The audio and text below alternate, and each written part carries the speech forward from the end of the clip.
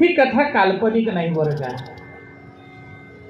नाहीतर आपण नेहमी कहाण्यांची चातुर्मास्यामधली जी सुरुवात बघतो, प्रत्येक कहाणीची सुरुवात एकच आहे. एक आटपाट नगर होतं, तेथे एक राजा होता, त्याला 2 स्त्रिया बायका होत्या. एकीचं नाव आवडती आणि दुसरीचं कुठं आहे होय? आटपाट नगर कुठं आहे? कोणीतरी सांगू शकतं? पुरुषांपेक्षा आमचा भगिनी वर्ग जास्त ह्या कहाण्या वाचतो. नाही, चातुर्मास आलं, याची कथा त्याची कथा त्याची कथा, सगळ्या कथांमध्ये सुरुवात कुठून आहे? आटपाट नगर. त्याचा अर्थ माहिती आहे का? माहिती आहे नाही. म्हणून आम्ही काय करतो माहिती आहे का? अर्थावीण पोथी वाचून काय, त्याचा अर्थ आम्हाला कळत नाही. वर्षानुवर्ष व्रतवैकल्य चाललेले आहे, वर्षानुवर्ष कार्य चाललेलं आहे, पोथ्या वाचतोय, अर्थ कळत नाही. बऱ्याचशा गोष्टी अशा आहे. मग आपण विचारलं का तुम्हाला अर्थ कळत नाही, पण तुम्ही वाचता कशा? नाही म्हणलं आमचा भोळा भाव आहे. बिलकुल चुकीचं आहे. देवानं सगळं देऊन पाठवलंय ना, सद्विवेक नावाची बुद्धी दिली आहे ना. मग आम्ही कधी विचार करतो का? कधीच विचार करत नाही. कोण आहे हा आटपाट? हे आटपाट नगर कुठं आहे? रत्नागिरी जिल्ह्यात आहे. भारतामध्ये कुठे आहे? जरा विचार करा बरं. हे रूपकात्मक आहे, लक्षात घ्या. औटपट करणारा 3.5 हाताचा देह म्हणजेच आटपाट नगर आहे. 3.5 हाताचा देह म्हणजे आटपाट नगर आहे. आणि त्याला 2 राण्या होत्या, एक आवडती दुसरी नावडती. संकल्प विकल्पात्मक मन, हा एक मन संकल्प करतं की आज गेलंच पाहिजे रात्रीच्या कीर्तनाला. दुसरं मन म्हणतं कशाला, थंडी पडलेली आहे, जाऊ ना शेवटल्या दिवशी महाप्रसादाला. मन एकच, पण संकल्प आणि विकल्प दोन्ही गोष्टी आहेत. या आवडत्या आणि नावडत्या राण्या आहेत, लक्षात घ्या. पण विचार करतं का कोणी? सहज सुलभ कहाण्या. पण आम्हाला या कथेमध्ये हे सांगायचं नाही ही कथा कुठे झाली हो, प्रत्यक्षात घडलेली कथा आहे. की राजधानी कौंडिण्यपुरू, राजधानी कौंडिण्यपुरू, राज्य करी शशांगरू, स्वर्गी जैसा पुरंदरू, देवी कीर्ती मिरवितसे. राजधानी कौंडिण्यपूर. आता कौंडिण्यपूर जर समोर आलं तर भगिनी वर्गांना, भक्त वर्गांना याची माहिती पाहिजे. कुठं आहे कौंडिण्यपूर?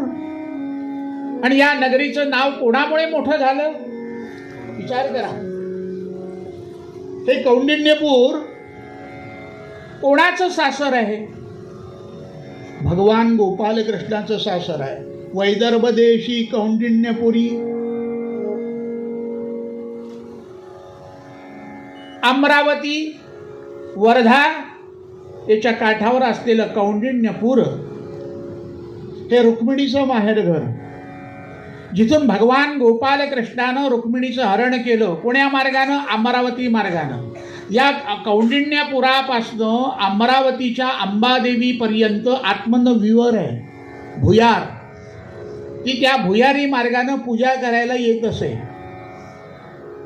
मला रुक्मिणी स्वयंवर सांगायचं नाही, पण ते कौंडिण्यपूर रुक्मिणीचं माहेरघर. आणि त्या ठिकाणी शशांगर नावाचा राजा राज्य करीत होता. वैदर्भ देशी कौंडिण्यपुरी, शशांगरू राज्य करी. मंदाकिनी पतिव्रता नारी, शोभे स्वरूप सुंदर.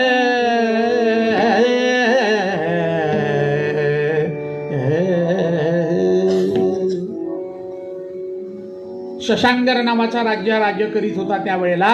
आणि त्याची मंदाकिनी नावाची राणी,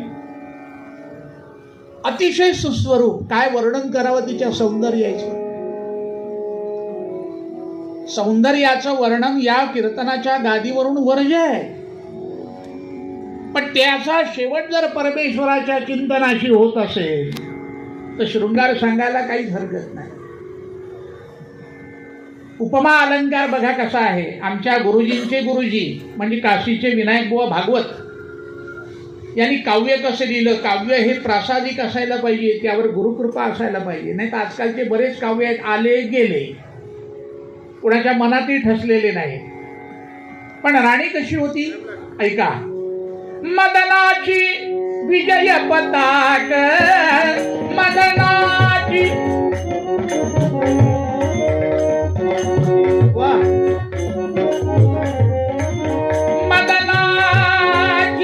मदनाची विजय पताक, पाठीवरी सुबक पदर जणू हाले. चांदणी गगनीची महिबरी चमकत चाले. चांदणी गगनीची महिबरी चमकत चाले. बारीक ओठ अति लाल, बारीक ओठ अति लाल, हनुवटी बाल सरळशी शोभे. नासिक भ्रुकुटी युग पाहुनी मती अति लोभे. नासिक भ्रुकुटी युग पाहुनी मती अति लोभे. बारीक बारीक कमरची लचक पाहुनी वचक. सिंहिका मानी वाटते दिधली ईश श्री अपुली कामाने. वाटते दिधली ईश श्री अपुली कामाने. मदनाच काय स्वरूप सुंदर होतं परमेश्वरानं दिलेलं. आजच्या काळासारखं नाही बरं का. कुठलं फाउंडेशन नाही, कुठली किट नाही. जे परमेश्वरानं दिलं ते उत्तम. इतकी सुंदर दिसायला होती. संसार उत्तम होता, सोयरे धायरे उत्तम होते, नौकर चाकर विपुल प्रमाणामध्ये होते. शेतावाड्या आता राजाच म्हटल्यानंतर सर्व राज्यच त्याच्या हाताखाली होतं. प्रजाजन सुखी होते. सर्वांवर पुत्रवत प्रेम करणारा राजा. नवे नवे ज्याची कीर्ती इंद्रासारखी पसरलेली होती. न्यायदानामध्ये प्रवीण असा राजा होता. म्हणून सगळीकडे त्याची कीर्ती पसरलेली होती. माणसाच्या जीवनामध्ये सगळं काही चांगलं असतं, भरपूर पैसा असतो, काही कमी नसतं. पण प्रत्येकाच्या जीवनामध्ये पण किंवा परंतु असे जर शब्द आले तर जीवनाला एक वेगळ्या पद्धतीची कलाटणी निर्माण होते. लक्षात घ्या. इथे काय आलं. हे सर्व परित्यासी अपत्य नाही. रोज परमेश्वराची पूजा करणारा राजा. मंदाकिनी राणी सुद्धा देवाचं नामस्मरण केल्याशिवाय, महादेवाची पूजा केल्याशिवाय कधी जिनं अन्न ग्रहण केलेलं नाही. सगळं होतं हो, पण वंशाला वारीस नव्हता, राज्याला वारीस नव्हता. काय करावं तुम्हाला मी सांगू का. बाकीच्या गोष्टी नसल्या तर चालेल, पण यत्र नास्ति दधिमंथन घोषो, यत्र नो लघु लघु निशिशूनि, यत्र नास्ति गुरु गौरव पूजा, तानि किंवत वनानि ग्रहाणि. यत्र नास्ति दधिमंथन घोषो. कवी काय म्हणतात. ज्या घरामध्ये दही घुसळल्याचा आवाज येत नाही. यत्र नो लघु लघूनि शिशूनि. ज्या घरामध्ये रांगतं लेकरू नाही. यत्र नास्ति गुरु गौरव पूजा. ज्या घरामध्ये अतिथी ब्राह्मणांचा सत्कार होत नाही, पूजन होत नाही. तानि किंमत वनानि ग्रहाणि. ते घर म्हणजे अरण्यच. यत्र नास्ति दधिमंथन घोषो. पूर्वीचा काळ 80 वर्षाची म्हातारी, घरामध्ये दूध दुभतं भरपूर होतं. गाई म्हशी भरपूर घरामध्ये, कपिला गाई. आणि विरजण लावायचं म्हणजे कशात लावलं जायचं. रांजणात. बघितलंय का रांजण. आता नवीन मंडळींना रांजण माहिती नाही, नाही का. घरामध्ये काय आलंय पाण्याचं नवीन थंडगार होण्याकरता. मग कुठले आले हे रांजण. आता फक्त सरकारी पाण पोईवर बघायला मिळतात, नाही का. इथेही बदल झालाय. त्या काळामध्ये एवढं दूध दुभतं की रांजणामध्ये ते सगळं दही विरजणं लावायचं.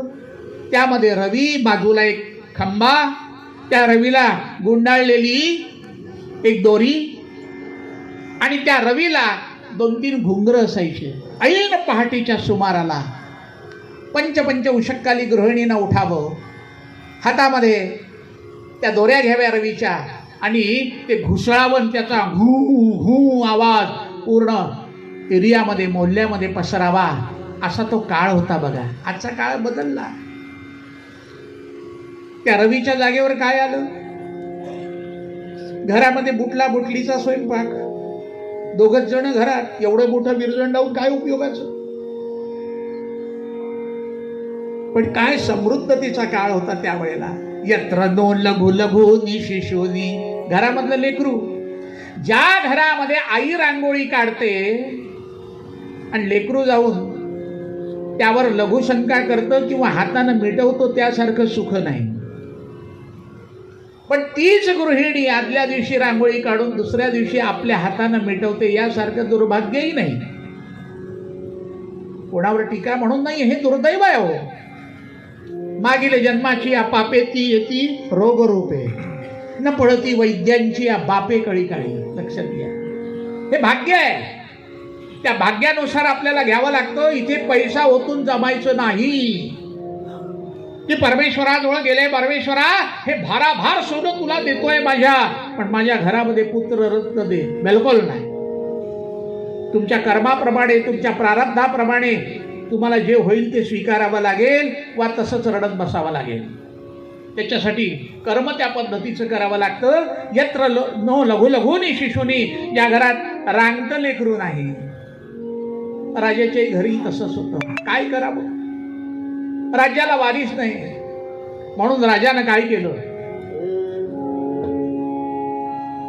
सकल ऐश्वर्य, सकल ऐश्वर्य असुनी पुत्रहीन, सकल ऐश्वर्य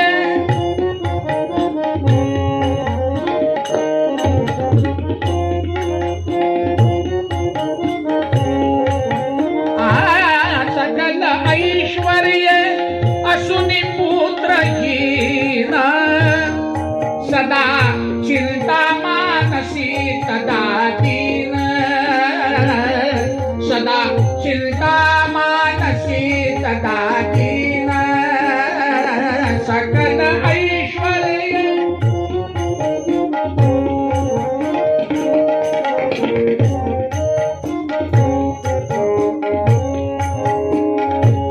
बहु केले यत्नाशी तदा त्याने हो, बहु केले यत्नाशी तदा त्याने हो, यज्ञ यागादी तथा तीर्थस्नाने, यज्ञ यागादी तथा तीर्थस्नाने, सकल ऐश्वर्य असुनी पुत्रहीन, सकल ऐश्वर्य, सकल ऐश्वर्य, सकल ऐश्वर्य, सकल ऐश्वर्य असुनी पुत्रहीन, सदा चिंता मानसी तदा दीन, बहु केले यत्नाशी तदा त्याने, यज्ञ यागादी तथा तीर्थ स्नाने. त्यानं विचार केला आता काहीतरी धर्म कार्य करावं, जेणेकरून भगवंताची कृपा तरी होईल, म्हणून यज्ञ यागादी कार्य आरंभिलं. ब्राह्मणांना बोलावून यज्ञ चाललेले, व्रत वैकल्य चाललेले. मंदाकिनीने नाना तऱ्हेचे व्रत केले, नाना तऱ्हेचे व्रत. ज्या स्त्रीनं जे सांगितलं, मिठाच्या चतुर्थ्या, गोड गुरुवार, हे कुठून आले व्रत मला कळलेच नाही. हे सगळे मतलबी व्रत आहे. म्हणजे 20 मोदक गोड करायचे आणि 1 मोदक मिठाचा करायचा, तो मिसळायचा आणि तो करत असताना मुद्दामून त्याला थोडा करपवायचा, ओळखता आला पाहिजे म्हणून. ऐका काय मजेदार आहे आपलं मन, लक्षात घ्या. आणि ते एकत्र करायचे आणि त्याच्यातला उचलायचा मुद्दा. अर्ध लक्ष देवा पहिलाच मोदक मिठाचा येऊ देऊ नको, म्हणजे 20 खाता येणार नाहीत. ऐके नाही बघा काय मजा असते आपली. काही लोक करायचं म्हणून करतात. असे अनेक व्रत आहेत. त्यापैकी गुरुवारी मार्गशीर्षातले गुरुवार, काही काही गोष्टी समजावून घेतल्या पाहिजे. व्रत आहेत, असतीलही निर्मिती त्याची, पण काही काही गोष्टी स्वतःच्या मतलबाकरता केलेल्या आहेत. उद्यापनाच्या दिवशी प्रत्येक स्त्रीनं व्रताकरता उद्यापनाला हळदी कुंकवाला पोथ्या वाटायच्या. कुठं लिहिलं हे टाकलं प्रिंटिंग प्रेसवाल्यानं, त्याचा खप व्हावा म्हणून. एकेकाच्या घरी अशा थप्प्या लागलेत पोथ्यांच्या, आहेत की नाही बोला. मग त्या कुठे टाकायच्या, कोणी समुद्रात नेऊन टाकतं, कोणी नदीमध्ये नेऊन टाकतं, कोणी आडात टाकतं, कोणी काय चाललंय. त्या व्रताचं महत्त्व तर कळून घ्या. कोणीच पोथ्या वाटायच्या नाही. याच्या पुढे तुम्हाला मी सांगतो, मंगल कार्याच्या पत्रिकेवर गणपतीचे चित्र सुद्धा छापू नका. देवाधिकांची फोटो सुद्धा छापू नका. काय होतं, तो दिवस झाला की सगळ्या गटारात पडलेल्या असतात. हा आपल्या हिंदू धर्मामध्ये हे नाटक चाललेलं आहे. आपल्याच देवतेची विटंबना आपण करीत असतो. मुसलमानांच्या कुठल्या तरी पत्रिकेवर एखाद्या मशिदीचं चित्र बघितलंय का तुम्ही? ख्रिश्चनांच्या पत्रिकेवर बघितलंय का तुम्ही? मग हे आपलंच का? दिवाळी आल्याबरोबर आपलेच लोक लक्ष्मी बॉम्ब न दिवाळी साजरी करतात. कमळातल्या लक्ष्मीचं चित्र त्यावर आहे. इकडे लक्ष्मीपूजन चाललंय, तिकडे चिंधड्या उडवल्या जात आहेत तिच्या. काय धर्माची मीमांसा का कळत नाही हो? कोणीतरी हा आवाज का उठवू नये? ज्याला निर्माण केलं त्याच्यावर धाड का पडत नाही? आपलं एकीकरण का होत नाही? प्रत्येक जण आपापल्या श्रीमंतीमध्ये, ऐश्वर्यामध्ये, पैशामध्ये का लोळतोय? कधी जाग येणार आपल्याला? आम्ही कीर्तनकार प्रत्येक कीर्तनामध्ये अशा पद्धतीनं जनजागृती करण्याचा प्रयत्न करतो. काही लोक त्या गोष्टी मनावर घेऊन लागतातही, पण काही जे निव्वळच पक्के मडके असतात तिथं काय करणार? विचार करा. आपल्या धर्माला हीन बनवण्याकरता हे मुस्लिमांनी केलेलं षडयंत्र आहे. त्यांचेच कारखाने आहेत सगळे. ठीक आहे, हे ओळखल्या गेलं पाहिजे. तसं व्रतवैकल्यामध्ये नेमकं काय असावं, नेमकं काय असावं याचा अभ्यास केला गेला पाहिजे. त्या परमेश्वराची पूजा अर्चना ही महत्वाची आहे.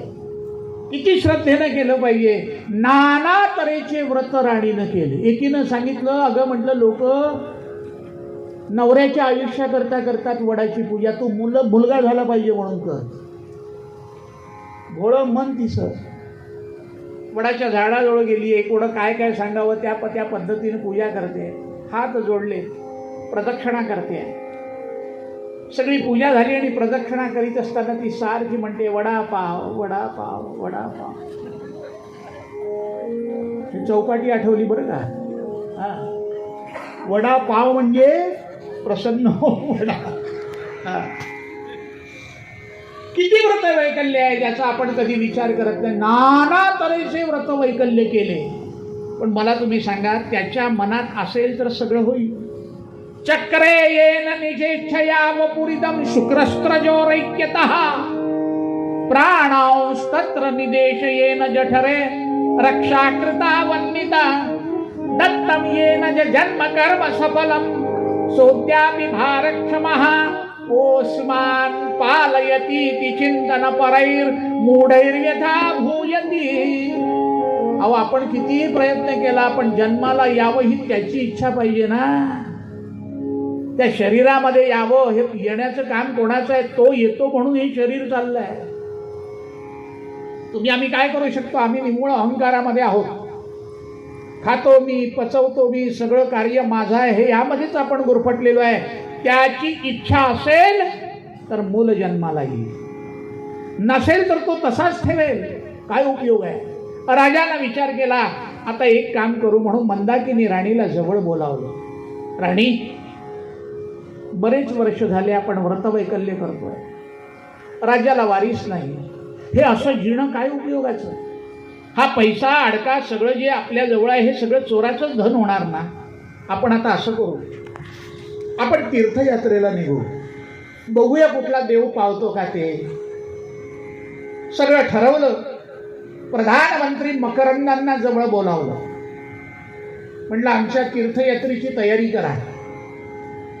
त्याप्रमाणे काही सैन्य, पैसा, अडका, धन, धान्य सगळं घेतलेलं आहे. निवडक सैनिक आपल्या सोबत घेतले. राजानं सांगितलं, बघा हा राज्यकारभार तुमच्या हाती सोपवून चाललेलो आहे, कौंडिण्यपुरातला. योग्य रीतीनं राज्य सांभाळा, घोटाळे होऊ देऊ नका. आमचं नाव चांगलं आहे आणि तुम्ही कार्य चांगले करता, तुमच्या हाती सोपवतोय. आम्हाला आता देवधर्माचा वेळ लागलेला आहे. जोपर्यंत आम्हाला परमात्मा एखादा सुपुत्र देत नाही तोपर्यंत आम्ही येऊन काय उपयोग आहे? राज्याला वारीस पाहिजे, म्हणून आम्ही यात्रेला चाललोय. हे राज्य सांभाळा म्हणून त्यांच्या हातामध्ये सूत्र दिली. दुसऱ्या दिवशी पंच उशक्काली उठलेला आहे. अन्निक आटोपलं. मंदाकिनी राणीला घेतलाय. रथ सज्ज झालेलाच होता. सगळं सैन्य घेतलं. नोकर चाकर सेवेकरी सोबत घेतले, तंबू घेतलेले, अन्नधान्य भरपूर घेतलं, पैसा अडका घेतला, दागदागिने घेतले आणि राजाची स्वारी अखिल भारताच्या तीर्थयात्रा करण्याकरता निघाली. प्रधानमंत्री राज्याच्या वेशीपर्यंत सोडायला आले. गावातले लोक म्हणतात, राजे साहेब लवकर लवकर या बरं, तुम्ही जर नसले ना तर राज्यामध्ये मायबापच नाहीत असं आम्हाला वाटतं. येईल, बघूया त्या परमात्म्याला काय दया येते. म्हणून राज्य यात्रेला निघालाय. भारतामधल्या अनेक यात्रा करतोय आणि तिथे सारखं साकडं घालतोय. देवा माझ्या राज्याला वारीस दे रे, मला एक तरी पुत्र रत्न दे. मंदाकिनीनं हात जोडावे. अखिल भारताच्या सगळ्या यात्रा करता करता करता करता राजा दक्षिणेमध्ये येऊन पोहोचला. तीर्थे हिंडत असता, तीर्थे हिंडत असता देखियले सिंधू तेच ते सरिता. कृष्णा भद्रा पावन करिता स्नानासी पाप कुंभरिता. भारताच्या तीर्थयात्रा करता करता करता दक्षिणेमध्ये आला आणि कर्नाटक राज्यामध्ये कृष्णा आणि तुंगभद्रा या नदीच्या संगमावर राजा आला. त्याने ते झुळझुळ वाहणारं पाणी बघितलं, वरचं पठार बघितलं, सगळं हिरवईगार बघितलं आणि सेवकांना आज्ञा केली. म्हणलं इथे तंबू उभारा. आज्ञेप्रमाणे तंबू उभारल्या गेलेले. सगळं खाणं पिणं झालं आणि संध्याकाळच्या वेळेला राजा त्या काठावर फिरण्याकरता निघाला. निघत असताना जाता जाता जाता जाता त्याच्या दृष्टीपथास एक महादेवाचं मंदिर दृष्टीस पडलं. बरोच जुनं असलेलं मंदिर. वरती उंच पठार, खाली झाडं, दोन ठिकाणी संगम आहे, दोन नद्यांचा संगम कृष्णा आणि भद्रेचा. त्याला ते आवडलं आणि तो हळूच त्या मंदिरामध्ये आला. बघतो तो काय, वर्षानुवर्ष ज्या मंदिरामध्ये देवतेची पूजा झालेली नव्हती, पालापाचोळा पडलेला आहे, आतमध्ये सगळी कोळाष्टकं लागलेली आहे, घाणे घाण इकडे तिकडे झालेली आहे. राजा त्या मंदिरामध्ये शिरला. कोणाचं मंदिर आहे कळेना. आत आला. आत आल्याबरोबर तो त्यानं हातानं पालापाचोळा बाजूला केला. एका काडीनं भिंतीला लागलेली कोळाष्टकं सगळी बाजूला केली. पाला पाचोळा बाजूला करता करता भलं मोठं शिवलिंग दिसलं आणि राजाला नमस्कार केला. कर्पूर गौरम करुणावतारम संसार सारम भुजगेंद्रहारम सदा वसंतम हृदयारविंदे भवं भवानी सहितं नमामि पार्वतीपते हर हर. इकडनंच आवाज येतो. आमच्या भगिनी वर्ग जेवल्या नाही तसं वाटतं. श्रोतृवर्गाने जय जयकार केल्यानंतर कीर्तनकाराचं ते टॉनिक आहे, लक्षात ठेवा. त्याला एनर्जी मिळते. नाही तर असं वाटतं सगळे झोपलेले आहेत, केव्हा एकदा कीर्तन संपतं आणि आम्ही घरी जातो, नाही का. तुम्ही टॉनिक द्या, मी एनर्जी वाढवतो. पार्वती पते आहे ना. आपला पशुवत जन्म आहे की नाही बघा. त्या पशुला जसं काडी लावावी लागते म्हणजे ते जोरात धावतं. म्हणून संतांना वाङ्मय लिहावं लागलं. सगळेच विद्वान असते तर काय गरज होती एवढं सगळं करायची. क्षमस्व हा भगिनींनो, मी तुम्हाला काहीच म्हटलं नाही. तुम्ही इथले लोक सगळेच चांगले आहात. हां, कारण समर्थांच्या उक्तीप्रमाणे ज्या गावी केली वस्ती त्याशी जाऊ नये मस्ती. अजून मला 4 दिवस काढायचे, नाही का. असं सगळ्या प्रेमळ आहात आपण. जगदीश मूर्ती म्हणून मी आधीच तुम्हाला नमस्कार केलेला आहे. जय जयकार झाला. पार्वती पते. त्याने नमस्कार केला. ते सगळा कचरा स्वतःच्या हातानं उचलून बाजूला टाकला. पाहतो तो काय, वा वा वा वा, समोर नंदी आहे, भगवान शंकराचं शिवलिंग आहे. कित्येक वर्ष झाले कोणीही त्या ठिकाणी पूजा केली नाही. राजाच्या मनामध्ये आलं या मंदिराचा जीर्णोद्धार करावा, या मंदिराचा जीर्णोद्धार करावा आणि या ठिकाणी आपण सेवा करावी. कृष्णा तुंगभद्रा संगम तो थोर, कृष्णा तुंगभद्रा संगम तो थोर.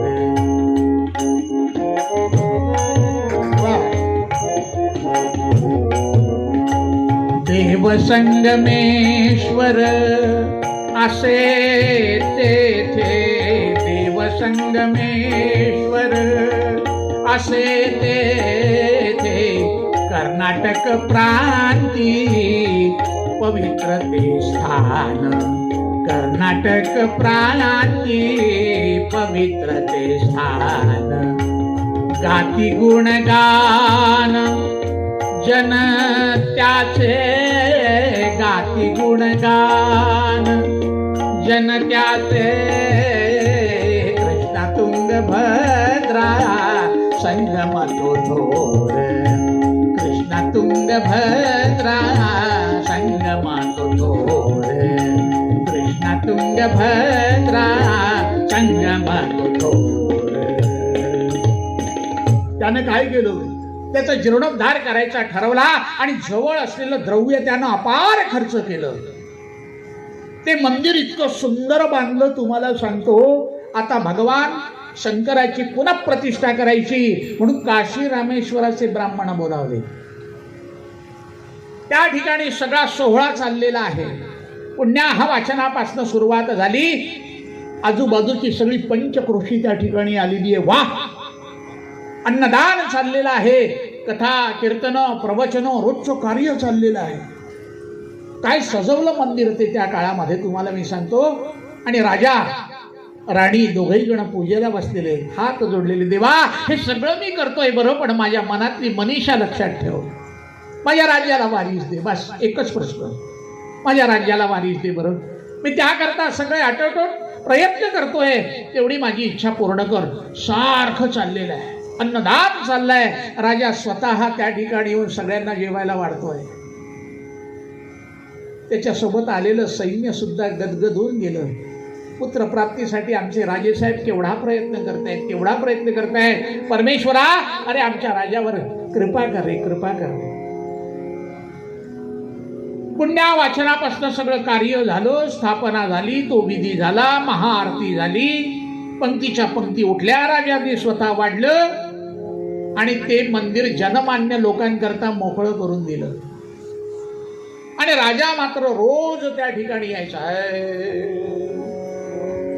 राजानं रोज यावं, पंच उषक्काली उठावं, कृष्ण तुंगभद्रेच्या संगमामध्ये यावं, 3 बुड्या माराव्या, हातामध्ये पाणी घ्यावं, सूर्यनारायणाला उगवत्या नमस्कार करावा आणि ओम समित्र सूर्यनारायण इदमर्घ्यम समर्पयामी म्हणून सकाळच्या वेळेला सूर्यनारायणाला अर्घ्य द्याव्यात. आणि ओल्या अंगानेच हातामध्ये पाणी घेऊन शंकराच्या पिंडीला त्यानं व्हावं, नमस्कार करावा. शंकर भोलानाथा शंकर भोलानाथा शंकर भोलानाथा नाथा शंकर भोलानाथा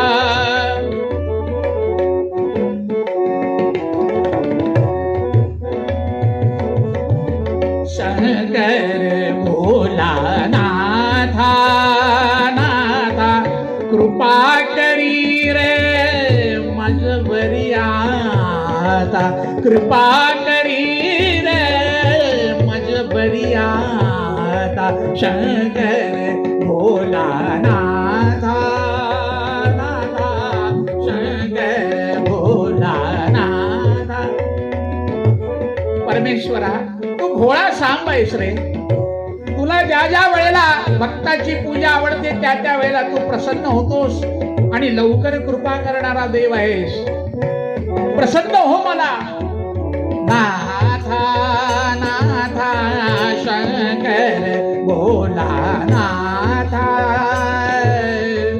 भोळा सांब म्हणती तुझला भोळा सांब म्हणती तुझला भोळा सांब. वा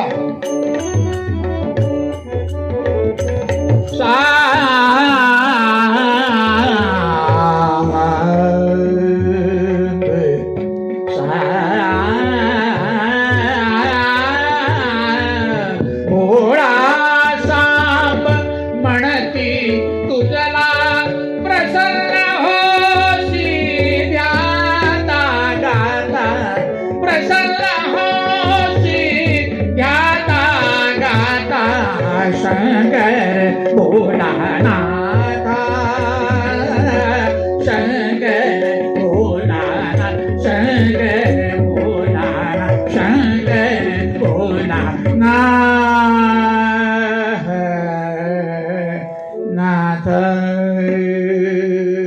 भोलेनाथा महादेवा अरे प्रसन्न हो. पाहता पाहता 6 महिन्याचा काळ चाललेला आहे. रोज जाऊन त्या ठिकाणी हात जोडतोय. राणी सुद्धा येते. महादेवा आमची इच्छा पूर्ण करणार नाही का? 6 महिन्याचा काळ गेला पण काहीच फळ मिळालं नाही. एक दिवस राजानं रात्री विचार केला. एवढं सगळं केलं पण परमेश्वर काही प्रसन्न होत नाही. मंदाकिनी आपण आता असं करू पुढील यात्रेला निघू. बघूया कुठला दुसरा देव प्रसन्न होतो का ते. म्हणून रात्रीच्या वेळेला दोघेही जण उभयता तंबूमध्ये झोपलेले.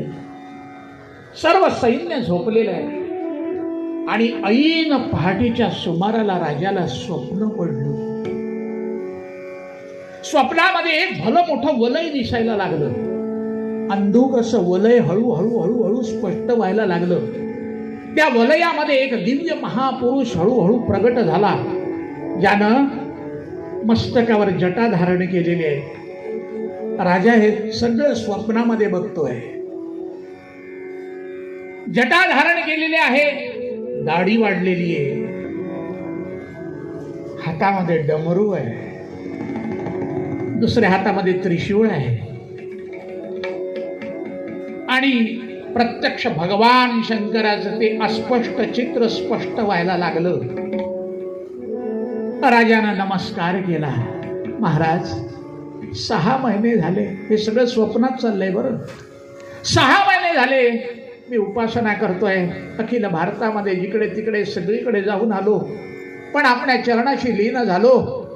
6 महिने होऊनही काही प्रसाद मिळाला नाही म्हणून मी उद्याच्याला निघणार. राजा कुठे जातोयस? कुठे जातोयस? तपश्चर्या अशी करावी नसते. अशी करू नये. कर्मण्येवाधिकार असते मा फलेषु कदाचन. कर्म करीत राहा. फळाची आशा धरायची नाही. तुमच्या कर्माची गती पाहिल्यानंतर तुम्ही कोण्यानं काम्यव्रत करताय की अकाम्य करताय हे ओळखलं जातं. अजून सेवा वाढव. इथून कुठेही जाऊ नकोस. सेवा वाढव. मी सांगतोय तुला. तुला सुंदर पुत्ररत्न होणार आहे, मिळणार आहे आणि ते इथेच मिळेल, वाढाव सेवा. एवढं सांगितलं आणि भगवान दृश्य झाले. ज्याला एवढा घाम फुटलेला होता बघा, चळचळ हात जो उठला एकदम आणि स्वप्न आठवायला लागला. आठवता आठवता तो घाम सगळा ठिपकायला लागला. त्यानं मंदाकिनीला हलवून उठलो. अगं अगं राणी, मंदाकिनी मंदाकिनी. ती एकदम घाबरली. काय झालं ना? अगं मला भगवान शंकरानं दर्शन दिलं. आपण जे म्हटलं ना आता दुसऱ्या गावाला जाऊन निघू पुढे यात्रेला, त्यांनी सांगितलं कुठेही जायचं नाही, इथेच पूजा वाढव माझी, तुला फलप्राप्ती होईल. ती म्हणते मग इकडे तिकडे जायची गरजच काय, मग करा ना तपश्चर्या इथेच. त्याप्रमाणे सगळे तंबू जागेवर आहे, रोजचा कार्यक्रम चाललाय, रोज स्वयंपाक चाललाय. बाकीचं सैन्य सगळं कार्य करताय. राजानं पंच उशक्काली तुंगभद्रेच्या, कृष्णा तुंगभद्रेच्या या संगमामध्ये यावं, 3 बुड्या माराव्या आणि ओल्या पडतोनी ते पाणी घेऊन जावं, भगवान शंकरावर घालावं. बघा, महोक्ष खटवांगम परशुरजिनम भस्म फणिनः कपालंचेती यत्तव वरद तंत्रोपकरणम सुरास्तांतामृद्धिं ददति तु भवद्भ्रू प्रणीताम नहि स्वात्मा रामं विषय मृगतृष्णा भ्रमयती पार्वतीपते. हर हर महा. 1 वर्षाचा कालावधी जाऊ दिला. पुन्हा भगवंत ही परीक्षा घेणारच हो. ज्याप्रमाणे सोनार त्याच्याच दुकानातून जर आपण सुवर्ण खरेदी केलं, 2 दिवसानं का नाही ती त्याच्याकडे नेलं तरी तो त्या दगडावर म्हणलं आत्ता का नेलं 2 दिवसाच्या आत, तरी म्हणलं आम्ही ते तरी बघतोच आम्ही. तसा देव सुद्धा परीक्षा घेतो बरं भक्ताची. आणि तुम्ही आम्ही एवढे पूजापाती सगळे धर्म करीत असताना आमच्यावर जी संकट येतात हे सगळं परीक्षण आहे. मन डगमगतं का की याचं चित्त माझ्याच चरणाशी आहे, हे सगळं परमात्मा करीत असतो आणि ते भक्ताच्याच मागे असतं. अभक्तांना त्याला घेऊन करायचं काय, ते तर पापीच आहे. भक्तांचीच परीक्षा परमात्मा घेत असतो. परीक्षा घेता घेता 1 वर्षाचा कालावधी गेला आणि 1 दिवस पंच उशक्काली सोमवार दिवस आहे. राजा सकाळी गेलेला आहे, नदीच्या पात्रामध्ये उतरलेला आहे. 3 बुड्या मारण्याकरता त्यानं 2 बुड्या मारल्या. तोपर्यंत झुंजू झालेलं होतं. झुंजू झालेलं आहे, तांबडं फुटायला लागलं आणि त्यानं 3रा अर्घ्य हातामध्ये घेतलाय, डोळे मिटलेले, सूर्यनारायणाकडे पाहून. ओम सविता सूर्यनारायणाय इदम अर्घ्यम समर्पयामी. पहिला अर्घ्य झाला. 2रा घेतलाय, ओम सविता सूर्यनारायणाय इदम अर्घ्यम समर्पयामी. आता 3रा घेण्याकरता त्यानं हात पाण्यामध्ये घातले, डोळे मिटलेलेच आहे. असा हात वरती केला, तो राजाला ओंजळ जड वाटायला लागली. जड वाटायला लागल्याबरोबर त्यानं डोळे उघडले. तो काय, एक कवळाचा गोळा म्हणजे मासाचा गोळा त्याच्या हातामध्ये आलेला. आणि राजा असा बघतोय, त्यामध्ये बघत असताना अचानक त्या गोळ्याला हात फुटायला लागले.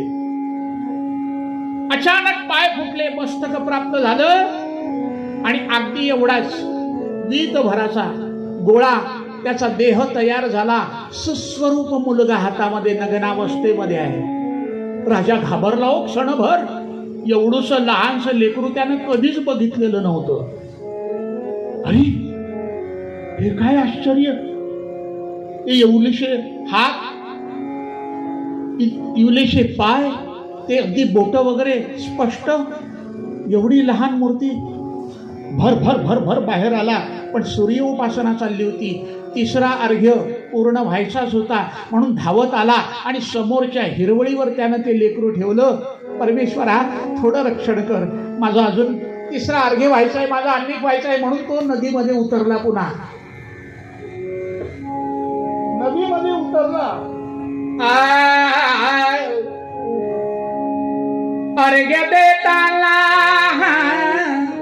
अर्घ्य देताना हाती मूल येई हो. अर्घ्य देताना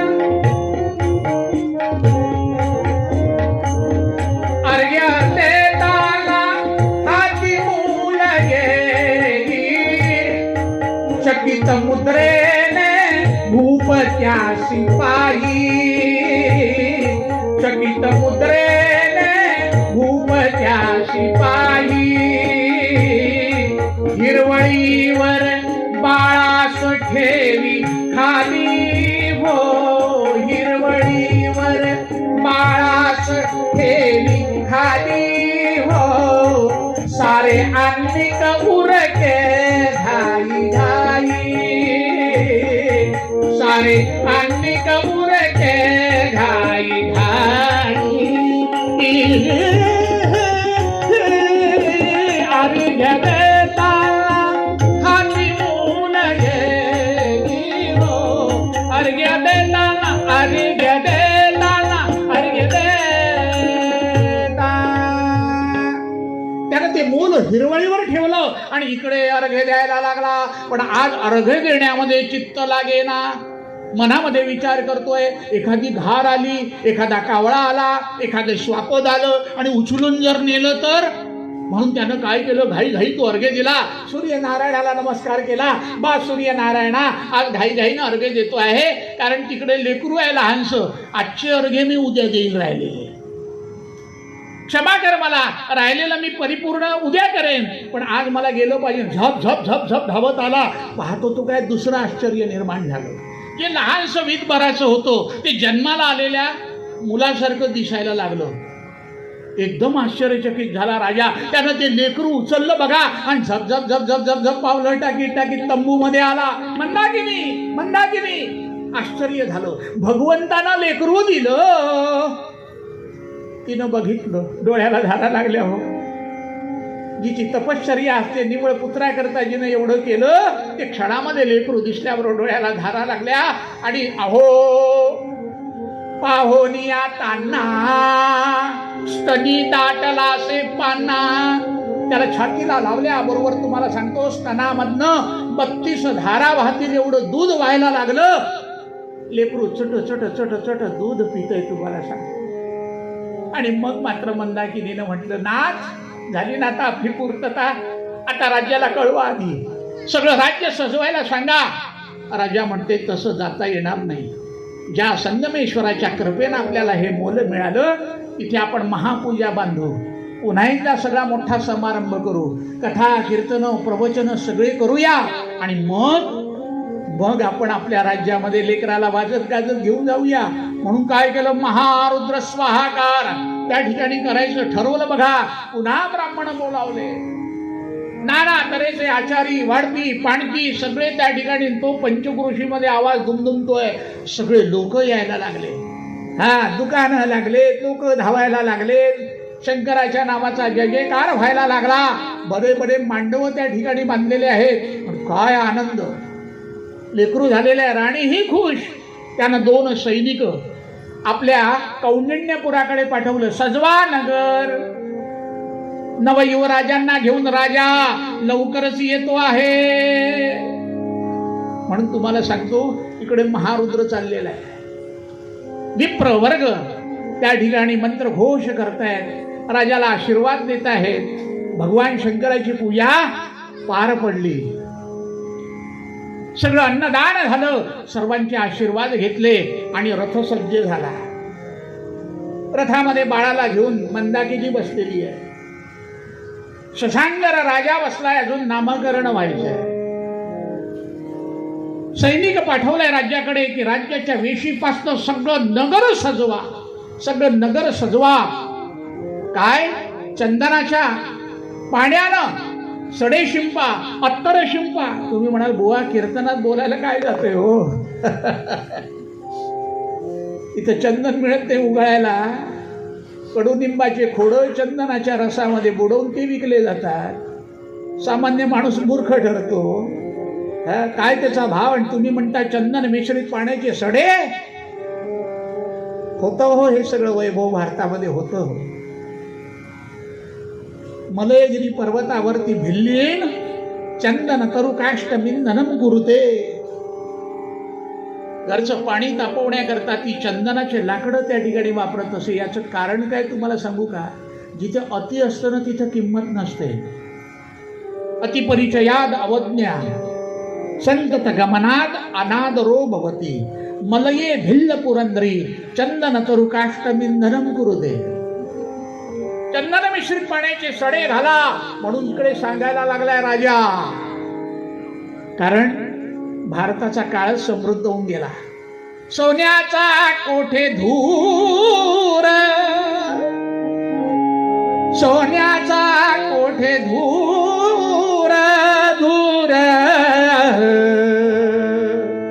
धूर धूर, सोन्याचा कोठे धूर तर भारत खंडामध्ये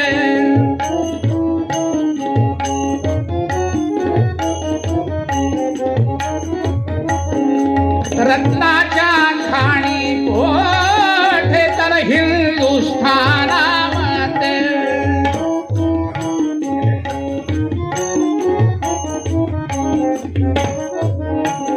अमृताची वृष्टी कोठे तर आर्यावर्तामध्ये.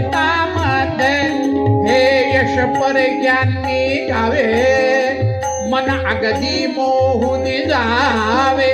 तारूवर भटकत यावे पहाया ती सुंदरता एक काळ ऐसा होता. पहाया ती सुंदरता एक काळ ऐसा होता, ऐसा होता. सोन्याचा कोठे धूर तर भारत खंडामध्ये आहे का आता? नाही, सिगारेटचा वगैरे दिसतो ओढल्यानंतर, नाही तर आपण मेल्यानंतर जो गावाच्या बाहेर निघतो तोच, नाही तर मोठमोठ्या कारखान्याच्या चिमण्यामधून निघणारा. रत्नाच्या खाणी कोठे तर हिंदुस्थानामध्ये आहेत का रत्न? नाही म्हणायला आता एकच रत्न शिल्लक आहे, दुसरंही कमी होऊन राहिलं. कुठलं? एक पुत्र रत्न आणि दुसरं स्त्री रत्न. त्यामध्ये पुरुष रत्न स्त्रिया मिळत नाही, लग्न होत नाही, पळापळी चालली आहे सगळी. अमृताची वृष्टी कोठे तर आर्यावर्तामध्ये. कुठं अमृताची वृष्टी होते? पडला तर इतका पडतो, नाही तर थेंबही पडत नाही, अवर्षण जातात. पण एक काळ असा होता की हे यश परक्यांनी गावे मन अगदी मोहून जावे. तारूवर भटकत यावे. बाहेरचे आले, गोळा केलं, घेऊन गेले, पण आमची विद्या नेली नाही का? आमच्या जवळ जे होतं ते आमच्याच जवळ आहे आणि आम्ही त्यातही पुढे आहोत. चंदन मिश्रित पाण्याची सडे घाला म्हणले. इकडे बातमी पोहोचलेली आहे आणि हे इकडनं आता रथामध्ये बसून कौंडिण्यपुराकडे निघालेले. तिकडे आनंदी आनंद चाललाय, हेही वाजत गाजत निघालेले. आता पोचायला काही वेळ लागल का नाही? आता उद्या पोचतील, नाही का? तोपर्यंत आपणही घरी जाऊ, थोडं जेवण करू, आराम करू, उद्या येऊ पोचत पर्यंत, नाही का? सांगण्याचं तात्पर्य पुढे गुरुकृपा कशी होते बघा. या लेकरावर गुरुकृपा कशी होते ते फार सुंदर पाहण्यासारखं या आख्यानामध्ये वर्णन आलेलं आहे. म्हणून पूर्वरंग पद्यामध्ये महाराज तेच म्हणताय. सद्गुरु वाचोनी जाबडे नाजोय, सद्गुरु वाचोनी जाबडे नाजोय.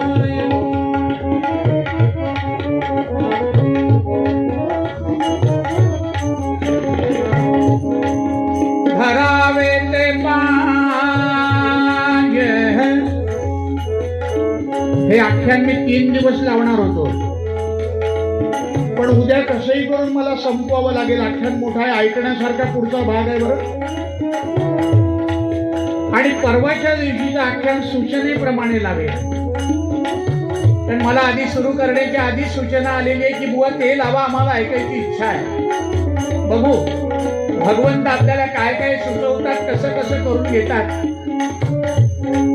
कारण वृक्षाचे ही पान हले ज्याची सत्ता. आपण किती म्हटलं तरी काय होणार?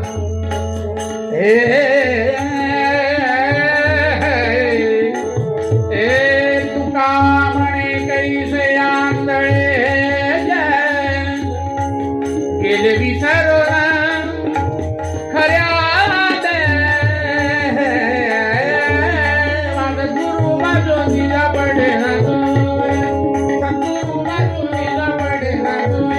पडे ना